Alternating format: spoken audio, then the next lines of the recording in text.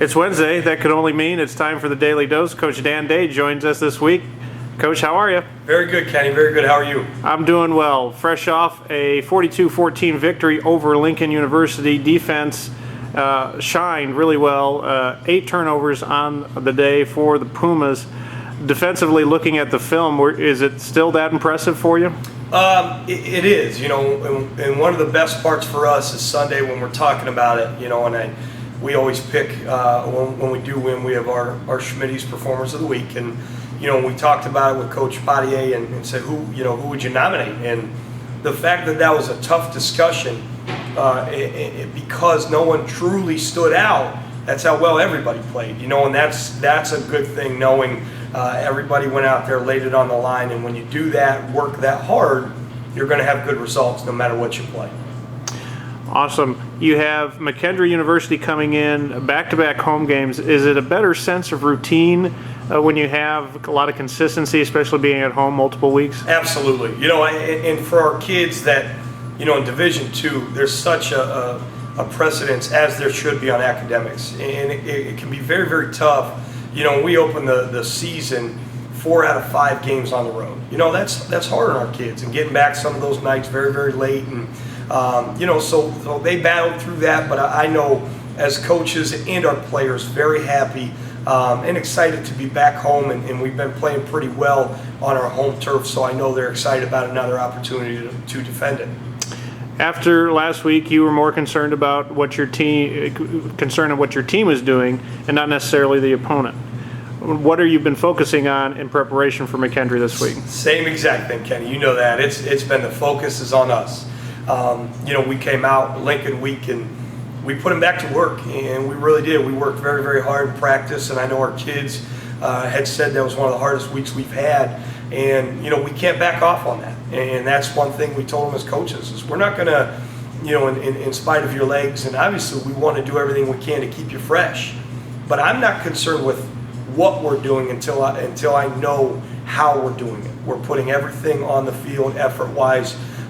So that's most important. It's not about the reps and the scheme. It's about how we play.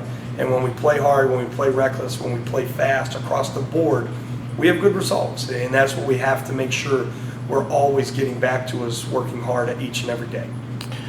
Now let's highlight the Schmitty's Players of the Week after last week. Yep, so our 3 performers this week, special teams-wise, was once again Marcin Golick. What he does special teams-wise, it goes at times unnoticed. Obviously, his punts are, he's been punting incredibly.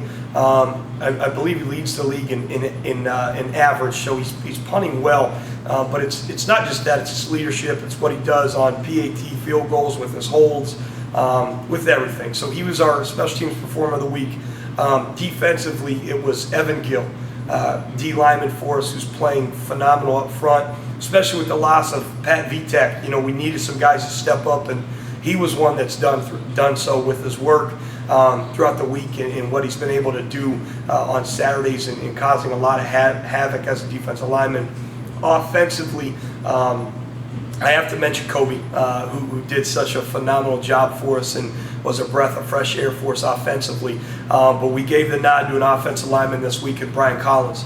He's our leader up front as a center, and played a phenomenal game. No mental errors, as well as he had very, very physical play.